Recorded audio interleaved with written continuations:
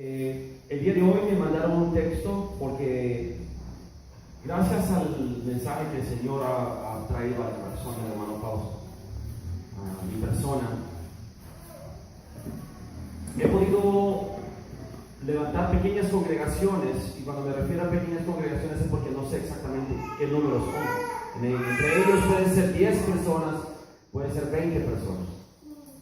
Y el sacerdocio de justicia está empezando a expandirse en todo el mundo. Hay en Sudamérica, en Colombia, en Argentina, hay en México, hay en Nueva York, en Nueva Jersey, hay también en San Francisco y en Luisiana se está levantando otra, entre otros lados.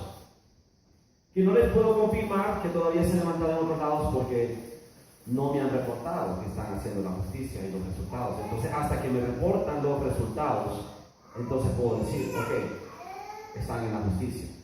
Porque cuando tú empiezas a caminar en la justicia, entonces se manifiesta el resultado. Jamás, cuando dices Dios es justo, es importante que entiendas qué es lo que quiere decir eso. Número uno, significa que Él obra en justicia, que el reino es de justicia, que su voluntad es justicia, y por tanto Él ejerce justicia, hace justicia, es justo. Pero también significa que Él nunca se olvida de dar la recompensa por la justicia. Entonces, cuando decimos Dios es justo, no entendemos lo que estamos diciendo. Si Dios es justo, cuando empezamos a caminar en su justicia, Él es justo en no olvidar la obra que hacemos. Y eso lo dice la palabra en Hebreos 6. Porque Dios no es injusto en olvidar la obra de amor que hacemos. Él nos da nuestra debida recompensa. Eso es lo más importante que tienes que entender. Si tú puedes entender la dinámica del reino, la dinámica de la justicia, vas a entender que Él es fiel si tú eres fiel. Si tú le das la espalda, Él te da la espalda. Si tú te vuelves para atrás, Él se vuelve para atrás. Si tú te acercas a Él, Él se acerca a ti. Si tú lo amas, Él te amará a ti. Si tú lo honras, Él te honrará a ti. Esa es la dinámica del reino, es reciprocidad. Por tanto, si tú quieres amar a Dios, tienes que amar a tu prójimo. No puedes amar a Dios sin haber amado a tu prójimo que lo tienes enfrente. Porque para llegar a Dios, tienes que llegar a Dios a través de tu hermano que tienes enfrente. Esa es la dinámica de la justicia. Básicamente de eso se trata. Entonces un hermano hoy me mandó, me gusta lo que está sucediendo porque yo he hablado en mis sermones, en los videos, y les he dicho, Juan el Bautista se fue del templo y él no predicaba en el templo, siendo el profeta. Les enseñé ayer que Natán y y el sacerdote Sadoc se pusieron de acuerdo para ungir a Salomón. Te lo leí ayer en Primera de Crónicas, te enseñé claramente cómo Betsabé, la madre de Salomón, se puso de acuerdo con Natán el profeta y con Sadoc el sacerdote. En aquel momento el profeta y el sacerdote del templo se llevaban bien. Más tarde fue al revés. Más tarde los escribas y fariseos usurparon el sacerdocio y empezaron a perseguir a los profetas. Y hubo un rompimiento en el orden de Dios. Y a esos días llegó Jesús. Ahora, hoy vamos a estudiar cómo fue que el sacerdocio se desapareció y llegó al desierto. Porque estaba profetizado que así sería, por una razón, porque es simbólico. Entonces, este hermano empezó a indagar. Escuchó claramente que yo dije que había que leer los escritos que habían sido quitados de la Biblia. ¿Y quiénes los quitaron? Los quitaron los católicos. El concilio de Nicea y el concilio tercero y el cuarto y el quinto concilio, que fueron precedidos por rabinos, y ya te expliqué quiénes son los rabinos, son los que mataron a Jesús, los maestros de las sinagogas. Por tanto, si ellos no tenían el Espíritu Santo, obviamente, ¿cómo es que ellos pueden atreverse a decir qué libro tiene o no tiene inspiración del Espíritu Santo? Porque tú confías en hombres impíos que te digan aquí cuál y cuál no es la palabra de Dios. Si tú puedes leer un texto y sientes rechazo, trata de leer el Corán. Trata de leer el Corán a ver si puedes leer. No vas a poder. Si tienes el Espíritu Santo, al tratar de leer el Corán sientes un nudo y de rechazo. Pero si tú lees un libro libro que fue escrito o inspirado por el Espíritu Santo, como le dicen, y tú tienes el Espíritu Santo, sientes el idioma, lo reconoces, porque la voz de Dios es espiritual. Dios no se rige por inglés o español. A un gringo le va a hablar en inglés, a un hondureño le va a hablar en español, a un garífuna le va a hablar en garífuna. ¿Hay limitación de idioma para Dios? No. Dios es Dios. Por tanto, tú tienes que aprender a reconocer el idioma del Espíritu. Por eso, la Reina Valera, a pesar de sus errores, sigue hablando el mensaje y tú debes de escucharlo. Ayer te enseñé un error en la traducción. Ese error de la traducción decía que Noé y 7 personas más, cuando en realidad decía Noé, el 8º pregonero de justicia. Entonces cambia el texto. Pero sin embargo, en ambos textos, en el original y en el Reina Valera, lo menciona como pregonero de justicia. Ahí debiste haber dicho, un momento, ¿por qué le llaman pregonero de justicia a Noé? Yo creí que Noé solo había construido una arca. No, Noé le predicó la justicia a los hijos de Caín durante 120 años. Y no se arrepintieron. Y ya sabes por qué. Porque la naturaleza humana rechaza el camino de Dios. Porque es perverso, porque es contrario. Y mira lo que me mandó este hermano. Empezaron a indagar, empezaron a leer los escritos apócrifos, los escritos gnósticos, y algunos son espurios, algunos son completamente espurios, pero el espíritu los rechaza, pero algunos son legítimos, como el Evangelio de Tomás, como el Evangelio de Tobías. Hay varios que son muy, pero muy paralelos a lo que Jesús enseñó. Y mira lo que dice el Evangelio de Tobías, el libro de Tobías. Acuérdate del Señor todos los días de tu vida. ¿Qué tiene de malo eso? Hijo mío, y no peques deliberadamente ni quebrantes sus mandamientos. ¿Qué tiene de malo eso? No peques deliberadamente. Eso es lo que dice Hebreos 6. Eso es lo que dice el libro de Hebreos, que cuando una persona peca voluntariamente, pisotea la sangre de Cristo. Realiza obras de justicia todos los días de tu vida. Escúchame bien. Esto lo leí hasta hoy. Y ayer te conté la profecía de un señor que me llamó de Tijuana, que me dijo, así te quiero ver, hijo mío, con vestiduras blancas. Así te quiero ver todos los días. ¿Qué está diciendo Dios? Dios quiere que tú hagas la justicia todos los días. Así como tú te vistes todos los días, quiere que hagas la justicia todos los días. Así como tú comes todos los días, quiere que tú hagas la justicia todos los días. Realiza obras de justicia todos los días de tu vida y no sigas los caminos de la injusticia.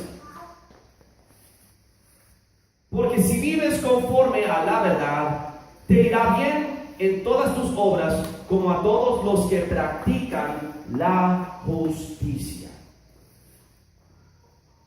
Todo lo que te he venido predicando suena como que está igual, ¿verdad? Es la verdad. Yo soy el camino. ¿Cuál es el camino? La justicia. Yo soy la verdad. ¿Cuál es la verdad? La justicia. Entonces Jesús le predicó a esta gente y ellos entendieron.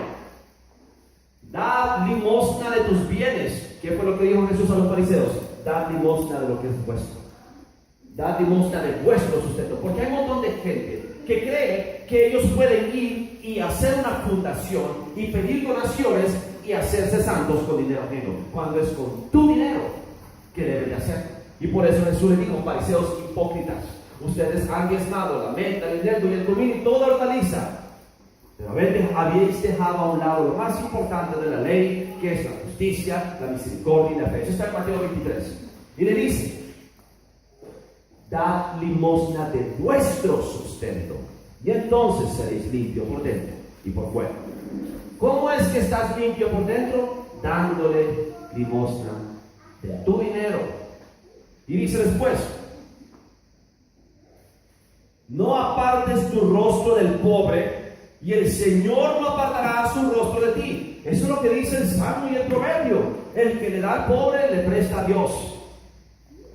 Dice una y otra vez la palabra, que no ha visto justo desamparado, ni su descendencia que mendigue pan. En todo momento da al pobre.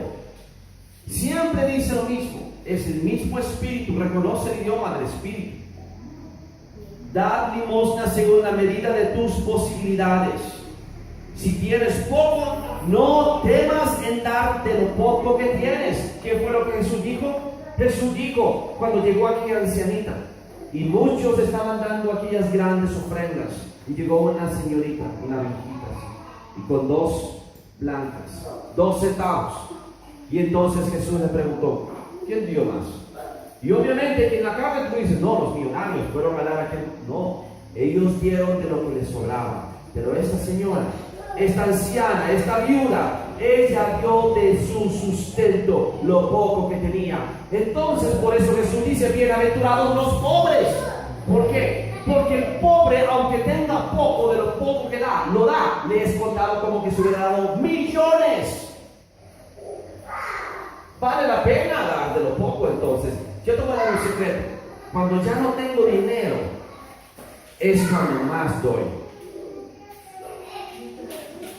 Qué paradigma tan interesante, ¿no?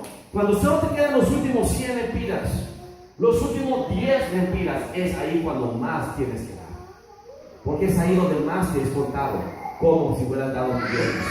De lo poco que te queda, da. Y que es una gran lección para los días que vienen, cuando venga la gran tribulación. Cuando te quede poco y estés tú en tu casa, vas a ser como la viuda de Sarepta. ¿Has oído esa historia? Que llega entonces el profeta y le dice, dame de comer de lo que tú tienes. Y ella le dice, yo no tengo esto, pero bueno, si quieres te lo voy a hacer.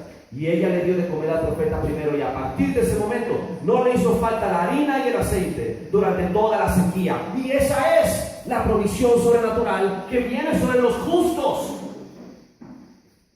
La provisión sobrenatural para los justos es esta. Tú le das ahorita que tienes al que no tiene, y cuando venga lo que viene, a ti te va a dar Dios de una manera sobrenatural para que le des a los que no tienen más. Tienes que tener la fe de entender de que Dios es justo. Tú te llenas la boca si Dios es justo. Pero cuando tú dices Dios es justo, tú quieres manipular esa definición a tu favor. No, es justo, por tanto, justicia demanda. Y si tú haces justicia, Él será justo en recompensarte conforme a tus frutos de justicia en abundancia. Entonces dice,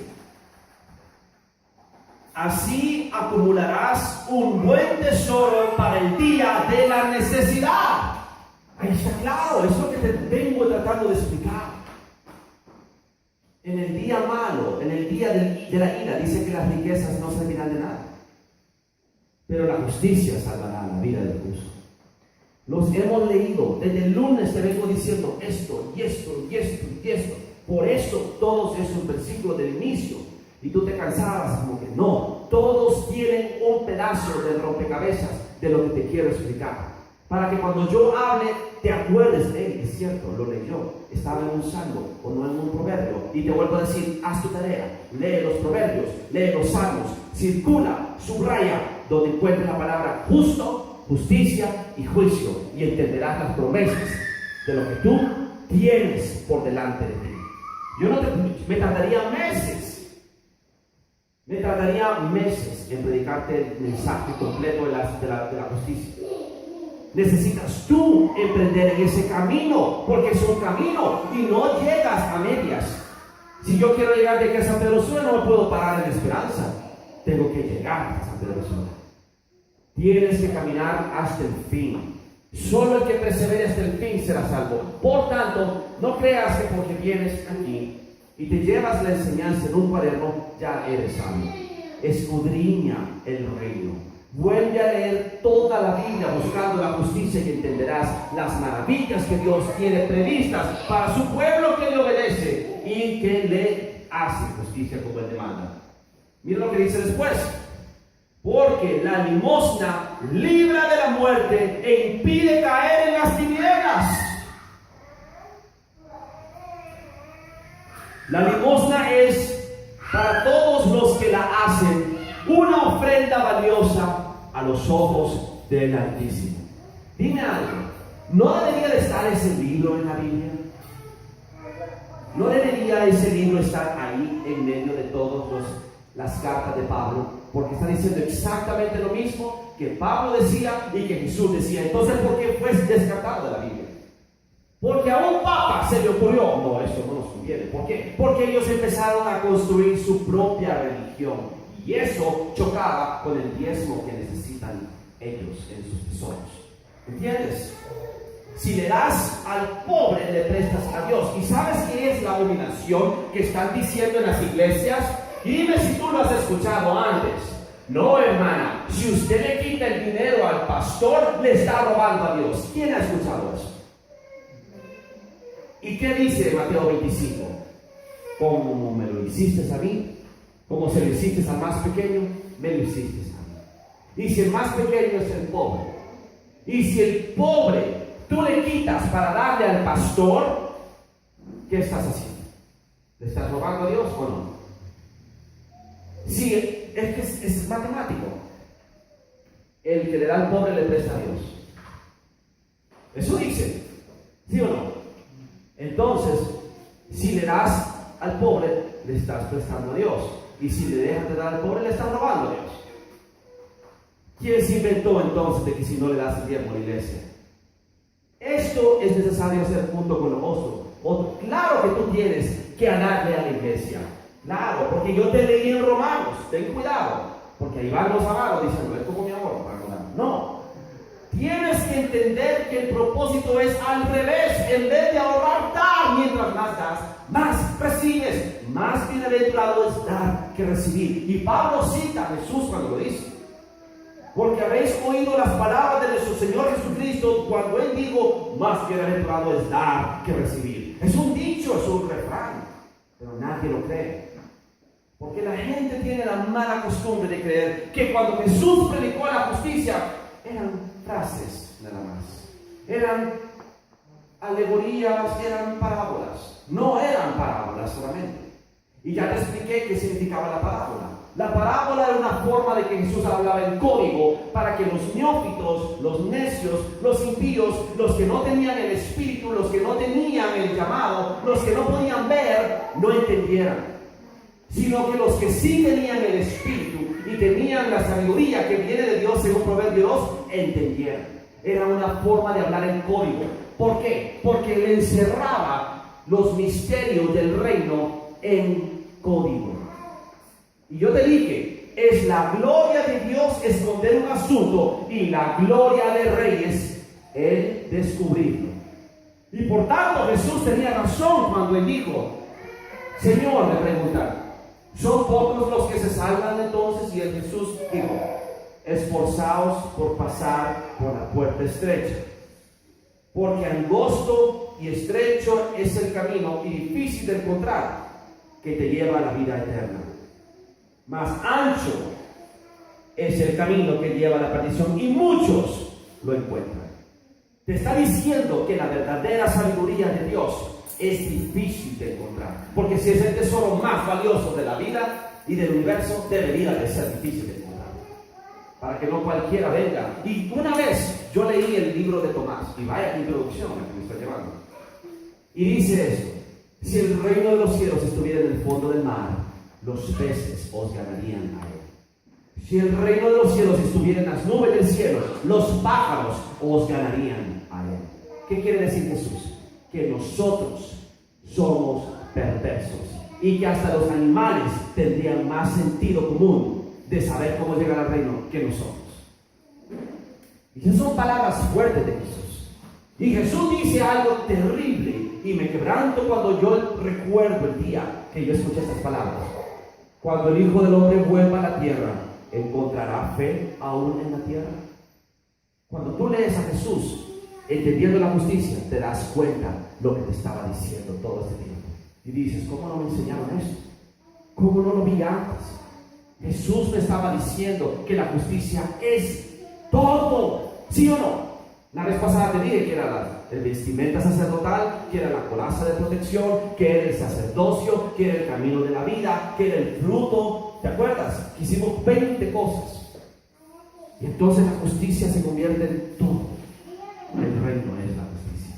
Amén. ¿Estás convencido de eso? Porque para poder seguir tienes que estar seguro dónde estás, de dónde venías, para saber a dónde vas. Amén. Muy bien, entonces, una más. Vete conmigo a Hechos. Mira esto. Hechos 10, versículo 1. Había en Cesarea un hombre llamado Cornelio. ¿Quién ha oído hablar la historia de Cornelio? Cornelio era un centurión, dice la palabra. Cornelio era centurión de la compañía llamada la Italiana. O sea que era un romano. Era un edomita. Era un hijo de Esaú, descendiente de Amalek, pueblo maldito. Y de ahí Dios sacó un remanente. Porque este hombre, la palabra código para edomita es perro. Y quiero que lo sepas, porque Pablo decía, guardaos de los perros. Y no estaba hablando de los perros que te podían morder en el camino cuando ibas a predicar. Estaba hablando del código de los hijos de Edom. Y yo te lo voy a mostrar con las escrituras para que veas. Mira lo que dice.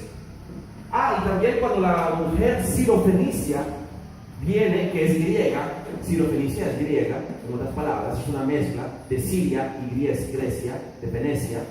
Entonces ella viene y le pide que por favor sane a su hija. Y le dice, no es correcto que le demos a los perrillos la comida de los hijos, ¿verdad? Y le dijo ella, sí señor, pero hasta los perrillos comen de las migajas de los hijos. Jesús le dijo perrillo, ¿por qué? Porque eran descendientes de Amalek, Edom, los perros. Y por eso dice el Apocalipsis, los perros no heredarán el reino de los cielos. Y entonces algunas personas dicen que no van a haber perritos en el cielo. Está hablando el código de Amalek, Edom, Esaú, y eso tiene que ver con la revelación de Gálatas 5 que te leí ayer, que Esaú perseguía a Jacob. Esaú es Edom, Esaú es Seir, es Amalek. Es el linaje maldito que nació de la carne. Y te leí ayer que Gálatas 5 decía claramente, así como en el principio, así será en el final. Los nacidos de la carne perseguirán a los nacidos del Espíritu. ¿Se acuerdan de eso? Que lo leímos ayer. Muy bien. Entonces dice, piadoso, temeroso de Dios con toda su casa, y que hacía muchas limosnas al pueblo y oraba a Dios siempre. Si es piadoso, y según 1 Timoteo 6 es el verdadero evangelio de la piedad, no el de la prosperidad, que es al contrario, porque la prosperidad es venga dinero a mí, bendecido, prosperado y en victoria. Y el de la piedad es dar en vez de recibir. Entonces, este hombre era piadoso, era muy devoto en el ejercicio de la oración, del servicio, de la ayuda al prójimo, y dice que le daba limosna al pueblo. Por tanto, era un hombre justo. Eso es lo que estoy diciendo. Este hombre no es israelita, no es judío, no es linaje de Jacob, no es nada excepto un romano edomita. Y aún así, de los romanos edomitas, Dios sacó un remanente de justos, porque este es uno de ellos. ¿Y cómo lo sé? Porque dice después, este vio claramente en una visión como a la 9ª hora del día, un ángel de Dios entraba donde él estaba y decía, Cornelio. Él mirándole fijamente y aterrorizado, le dijo, ¿qué es, Señor? Y le dijo el ángel, tus oraciones y tus limosnas han subido para memoria delante de Dios. Envía pues ahora hombres a Jope y haz venir a Simón, el que tiene por sobrenombre Kefas, o Pedro, o Pietro, piedra. Este posa en casa de cierto Simón curtidor, que tiene su casa junto al mar. Él te dirá lo que es necesario que hagas. Y eso es el principio de una historia en el cual Pedro es enviado por Jesús a ministrar a Cornelio y a toda su familia. Y es la primera vez que le cae el Espíritu Santo a familia de gentiles. ¿Por qué recibió el Espíritu Santo Cornelio y su familia? Porque era justo. ¿Y por qué era justo? Porque Dios lo había llenado de sabiduría. Porque la sabiduría, la ciencia y la inteligencia provienen de Dios para que entiendas el camino de la justicia y el juicio. ¿Te acuerdas? Proverbios 2. Dios es el que le enseña a sus elegidos la justicia. Los que no la practican, nunca la van a practicar. ¿Por qué? Porque yo no sé si ya te sucedió cuando empecé a predicar la justicia. Empecé a hablarte sobre el mensaje porque es fuerte.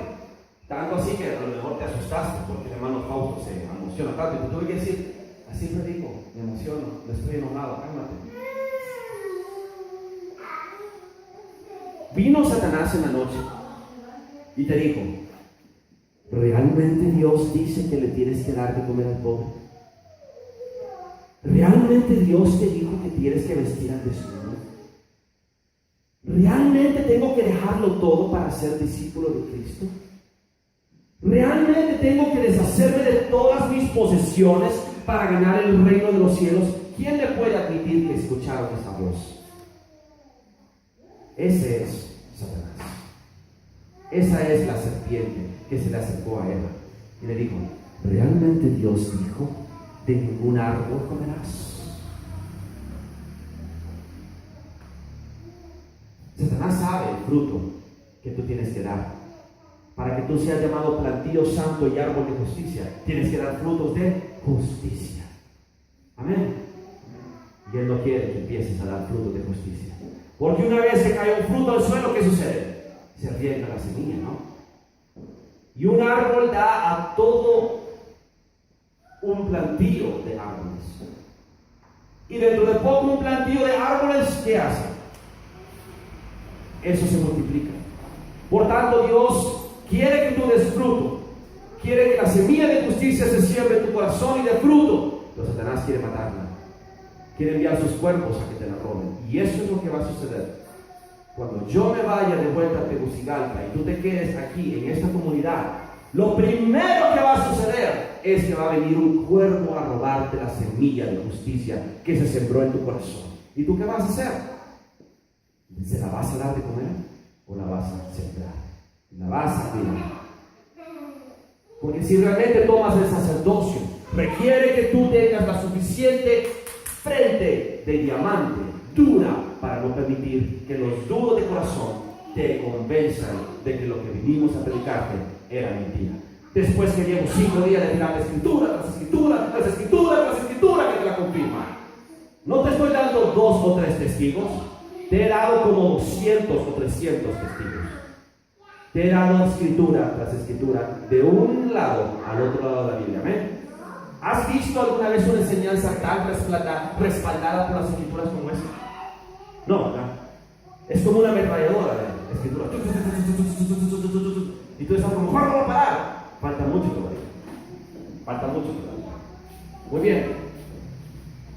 Entonces la historia de Cornelio está en Hechos 10, puedes leerla. Ahora vete conmigo a 1 Juan 2, 29. 1 Juan 2 dice, y si tú quieres entender la justicia y el amor, es 1 Juan 3 lo que tienes que leer. Pero 1 Juan 2, 29 dice, si sabéis que Él es justo, Jesús es justo, sabed también que todo aquel que hace justicia es nacido de Él. Eso explica a Cornelio. ¿Cómo es posible que un edomita, un romano, hijo de Edom, Esaú, el pueblo maldito, linaje maldito, que está en Jeremías 39, profetizado en Isaías, tú puedes encontrar profecías contra Edom? Es un pueblo maldito. Desde que Amalek vino, cuando Israel salió de Egipto, iban caminando por el desierto, Amalek les salió por la retaguardia y mató a los débiles, a los ancianos, a los cansados y a los niños. Es el espíritu cobarde que viene por la retaguardia a matar al pueblo de Dios. Y hoy en día es el espíritu demoníaco que ataca a los niños y a las mujeres, a los más débiles. Amalek es nieto de Esaú. Esaú el que vendió su primogenitura por un plato de lentejas. Y Pablo habla sobre Esaú, dice, no seáis como Esaú, que él vendió su primogenitura por un plato de carne, por una vianda. Y cuando él se arrepintió, por más que lloró, no pudo recuperarla. Era un pueblo maldito. Y Y sin embargo dice la palabra que todo aquel que hace justicia es nacido de Jesús. Eso explica que Cornelio era parte del remanente. Y eso es lo que tú tienes que entender. Hay un remanente en Tepuca, hay un remanente en Copán, hay un remanente en Tegucigalpa, hay un remanente en San Pedro Sula. Y ese remanente, ¿cuál es? El que practica la justicia, el que entiende la justicia y la va y la hace, y no anda con religiosidades, y no se ufana con gafetes y con apostolados y con teologías y doctorados en divinidades. Porque no es la sabiduría del hombre la que te hace sabio, sino la sabiduría que viene de Dios. ¿Te acuerdas? Y dice la palabra en Santiago 3. Vete conmigo a Santiago 3.